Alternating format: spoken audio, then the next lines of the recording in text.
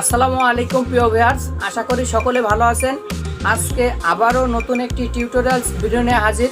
তো ভিউয়ার্স, আজকে আমার ভিডিওর বিষয় কন্ট্রোল বক্সের 4 নম্বর পার্ট। তো ভিউয়ার্স, কন্ট্রোল বক্সের 4 নম্বর পার্টে আপনাদেরকে শেখাবো মিটার চালানো, অর্থাৎ কোন পার্টস নষ্ট হলে কিভাবে মাপবেন, অর্থাৎ এই মাপামাপির জন্য যে মিটারটা ব্যবহার করা হয়, তো কোন মিটারটা ব্যবহার করবেন এই কন্ট্রোল বক্স সারার জন্য, আর কন্ট্রোল বক্স সারার জন্য কোন মিটারটা ব্যবহার করলে আপনাদের জন্য ভালো হবে, কাজ করতে সুবিধা হবে, মিটারের কোন পয়েন্টে কত কি বিষয় আসায়, ভোল্ট অ্যাম্পিয়ার, এই বিষয়গুলো আপনাদেরকে দেখাবো। যে ভোল্ট মাপতে হয় কিভাবে, একটা ট্রানজিস্টরের যে মাপটা দেবেন সেই বিষয়টা, এই বিষয়গুলো মিটারের যে বিষয়টা সেটা আপনাদেরকে দেখাবো।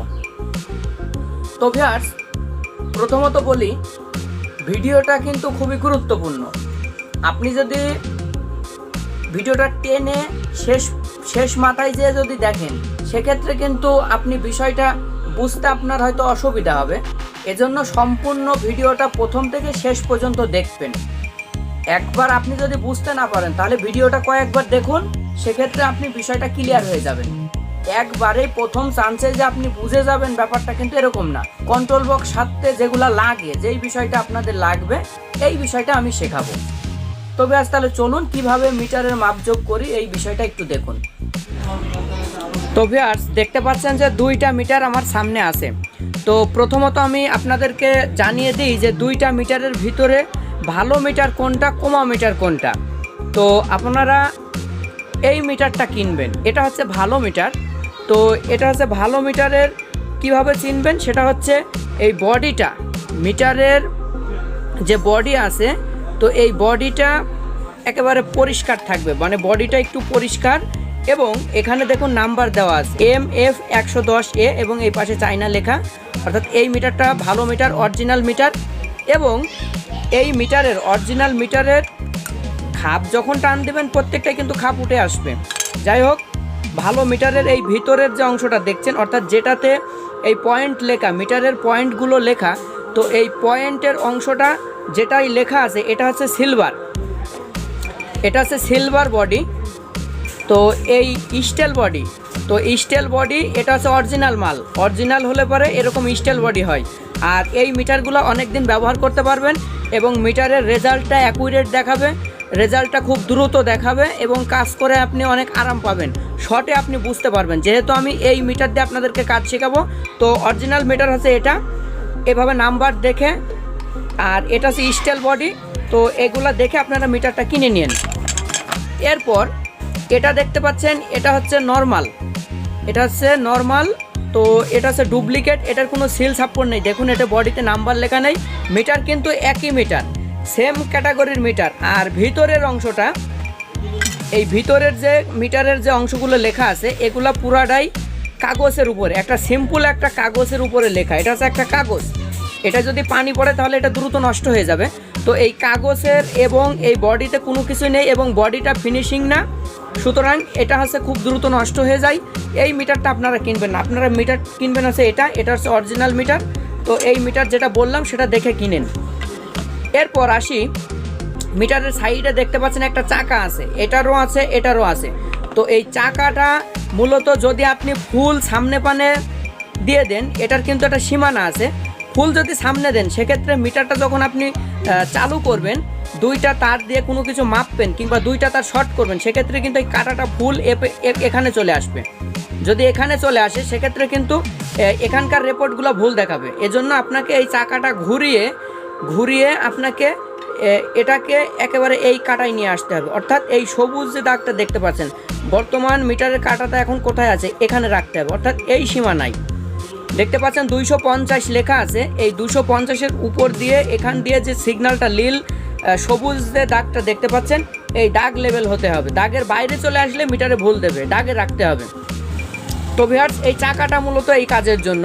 অনেক ক্ষেত্রে চাকাটা কমিয়ে আনতে হয়, সেই বিষয়টা ভিন্ন, সেই বিষয়টা নিয়ে আপনাদের জন্য একটা ভিডিও তৈরি হবে, আলাদা ভিডিও, সেটা কিছুদিন পর হবে। সেই ভিডিওটা আপনারা পেয়ে যাবেন, যে এই চাকাটার ফুল বিষয়টা নিয়ে একটা ভিডিও হবে। আর আজকে ভিডিওতে যেহেতু আপনাদেরকে এটাই বলে দিলাম যে কমা মিটার এবং ভালো মিটার, এই বিষয়টা আপনারা লক্ষ্য করে মিটার কিনে নিন। এবং আপনারা মিটার অবশ্যই কিনবেন হচ্ছে এই অ্যানালগ মিটারটা কিনে নেবেন। যখন একটা মিটার কিনবেন তখন অ্যানালগ মিটার কিনবেন। আর আমি যেহেতু আপনাদেরকে কাজ শেখাবো অ্যানালগ মিটার দিয়ে, আপনারা যদি ডিজিটাল মিটার দিয়ে কাজ করেন সেক্ষেত্রে আপনারা বুঝতে একটু অসুবিধা হবে। এই মিটারটা কিনে নেবেন, এটা হচ্ছে 90 টাকা এবং 110 টাকা নেবে, এটা কিনে নিন। তো এখন আপনাদেরকে দেখাবো যে এই মিটারের এই অংশগুলো দেখতে পাচ্ছেন, এই অংশ থেকে যে এই মাপটা আর এখানকার মাপটা, এখানে যে পয়েন্টগুলো লেখা অ্যাকুরেট এই মাপটা এবং এই মাপটা কিভাবে বুঝবেন সেটা আপনাদেরকে শেখাবো। তো তাহলে চলুন কিভাবে এই মাপগুলো দেখাই, আর এই বিষয়টা ঠান্ডা মাথায় খুব বোঝার চেষ্টা করবেন। তো বিষয়টা বুঝুন কিভাবে এটা করি, সেটা ভালোভাবে কিন্তু বুঝবেন। এই মাপটা কিভাবে কি হয় সেটা বুঝে নিন। দেখতে পাচ্ছেন এটা হচ্ছে ডিসি এবং অ্যাম্পিয়ার। আপনি যদি ডিসি অ্যাম্পিয়ার মাপতে চান তাহলে পরে সেক্ষেত্রে আপনাকে এই মিটারের যে কাটা অংশটা এটা এখানে নিয়ে আসতে হবে। যদি আপনি ডিসি অ্যাম্পিয়ার 0.5 মাপতে চান সেক্ষেত্রে আপনাকে এই মিটারের কাটাটা 0.5-এ দিতে হবে। এবং 0.5-এর উপরে যদি মাপতে চান, আপনি যদি অ্যাম্পিয়ার মাপতে চান 10 কিংবা 8 কিংবা 15, 20, সেক্ষেত্রে আপনাকে এই মিটারের কাটা দিতে হবে, অর্থাৎ এই সিগন্যালটা নিয়ে আসতে হবে 50-এ।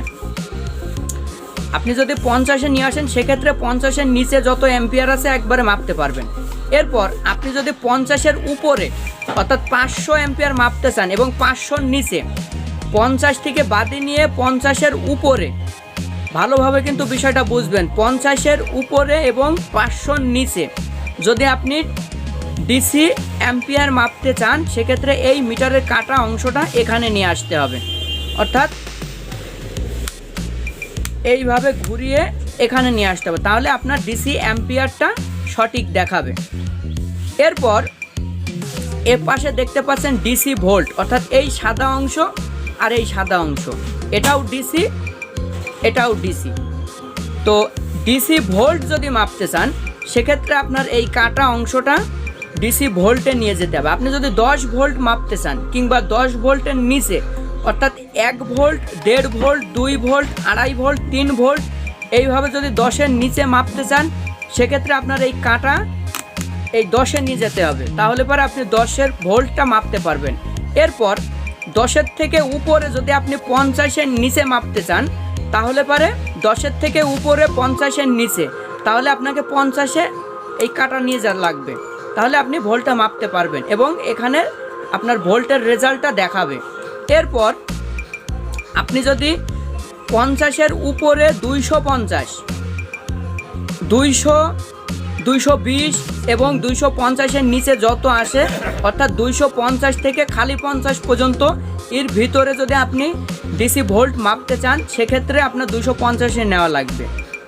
আপনি যদি 250-এ দেন তাহলে আপনি 250-এর নিচের যত ভোল্ট আছে মাপতে পারবেন।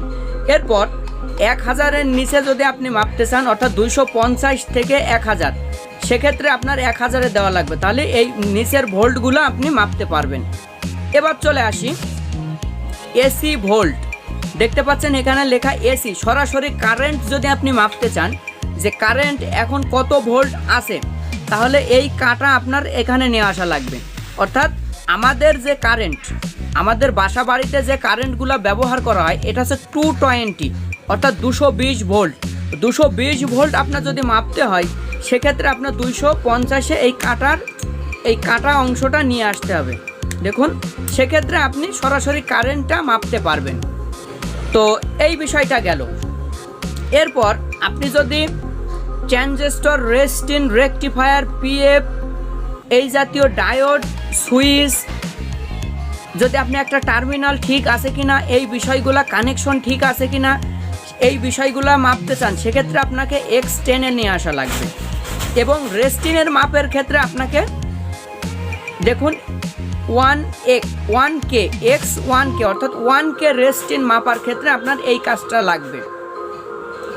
যে পার্টসগুলোর নাম বললাম, diode, rectifier, resistor, MOSFET, transistor, PF, এই বিষয়গুলো যদি মাপতে হয় এবং একটা সুইচ ভালো আছে কিনা এবং একটা তারের কানেকশন ঠিক আছে কিনা, একটা টার্মিনাল ঠিক আছে কিনা এটা যদি মাপতে হয় সেক্ষেত্রে আপনাকে এই সবুজের এই যে টার্মিনালগুলো দেখতে পাচ্ছেন এখানে নিয়ে আসতে হবে, অর্থাৎ এখানে রেস্টিনের এবং ওমসের মাপগুলো এখানে পারবেন। তো এখানকার যে বিষয়গুলো বললাম, এরপর চলে আসি এখানে যে এখানকার এই যে এগুলো আছে এগুলো আপনি এখানে উপরে কিভাবে বুঝবেন সেটা দেখুন। ভিডিওটা কিন্তু খুব গুরুত্বপূর্ণ, একবার বুঝতে না পারলে ভিডিওটা কয়েকবার দেখবেন, সেক্ষেত্রে বিষয়টা ক্লিয়ার হয়ে যাবে। তো প্রথমত আসি যে এখানকার যে সিগন্যালটা দেখতে পাচ্ছেন, এই যে এখানে দেখুন এটা ওমসের চিহ্ন এবং 1K রেস্টিন এবং ট্রানজিস্টর, ডায়োড, রেকটিফায়ার, এই সুইচ এগুলার কানেকশনটা মাপতে হলে আপনাকে দেখাবে উপরের পার্টিশন, অর্থাৎ এখানে 1 2 3 4। তো এই 4টি পার্টিশন এখানে 4 ভাগে ভাগ করা, দেখুন এখানে দেওয়া আছে দেখতে পাচ্ছেন। এখানে 1 উপরের সিগন্যালটা দেখুন, এই 1 2 3 4 বিষয়টা ভালোভাবে বুঝবেন। অর্থাৎ দেখতে পাচ্ছেন এখানে লেখা আছে 10 একটা পার্টিশন, 50 একটা পার্টিশন, 250 একটা পার্টিশন এবং উপরের এই একটা পার্টিশন। তো উপরের যে পার্টিশন সেটা হচ্ছে এটা হচ্ছে উপরের পার্টিশন। এরপর চলে আসি এই পাশে ডিসি ভোল্টের যে পার্টিশন সেটা হচ্ছে সরাসরি চলে আসবে একেবারে এই নিচে পার্টিশনটাই 10 এটাই। এবং আপনি যদি হাই ভোল্ট মাপেন সেক্ষেত্রে আপনার উপরে 10 দেখাবে এবং 250-এর লাইনেও চলে যাবে। অর্থাৎ আপনার যদি হাই ভোল্ট এখানে 250 লেখা আছে, এটা যদি মাপতে চান সেক্ষেত্রে এটা দেখাবে, আর যদি 10-এর নিচে মাপতে চান সেক্ষেত্রে আপনাকে এটাই দেখাবে এই 10। এই 10-এর থেকে বাদে নিয়ে এখানে আছে 1 2, এটা আছে 3, এটা 4, এটা 5, এটা 6, এটা 7, এটা 8, এটা 9, এটা 10। এই 10 পর্যন্ত আপনার দেখাবে আছে লাল সিগন্যাল। এরপর 50-এ যদি মাপতে চান 50 দেখাবে এই পর্যন্ত, এটা হচ্ছে ডিসি ভোল্ট।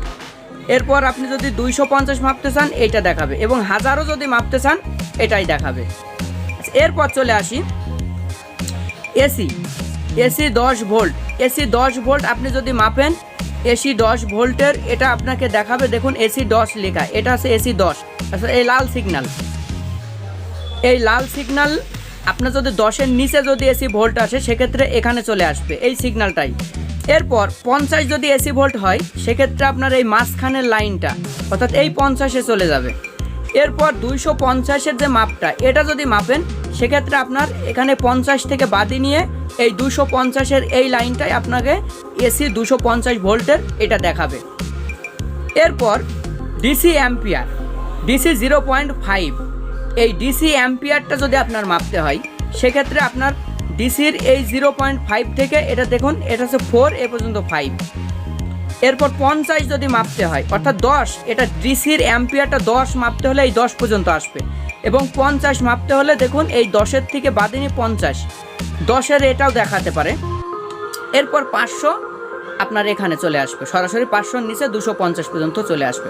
বর্তমান আমাদের কারেন্টগুলা যেহেতু 220 ভোল্টের এজন্য 250 পর্যন্ত, এজন্য আমাদের লাগে আছে 220 পর্যন্ত হাইস্ট, এর উপরে আমাদের লাগে না। তো মোটামুটি এবার এই যে বিষয়টা উপরের যেটা দেখতে পাচ্ছেন ট্রানজিস্টরের যে মাপগুলা রেস্টিন সেটা দেখাবে আপনার সরাসরি উপরের এই উপরের টার্মিনালগুলা। আমি মনে করি আপনারা বিষয়টা বুঝতে পেরেছেন। তো বুঝতে যদি না পারেন অবশ্যই কমেন্টে জানাবেন, তাহলে পরবর্তীতে আপনাদেরকে বিষয়টা আবার বোঝানো হবে। তো ভিউয়ার্স, আজকের ভিডিওটা এ পর্যন্তই। ভিডিওটা ভালো লাগলে অবশ্যই চ্যানেলটি সাবস্ক্রাইব করবেন এবং ভিডিওতে একটা লাইক দিবেন এবং আপনাদের মূল্যবান মতামতটি অবশ্যই কমেন্ট বক্সে জানিয়ে দেবেন।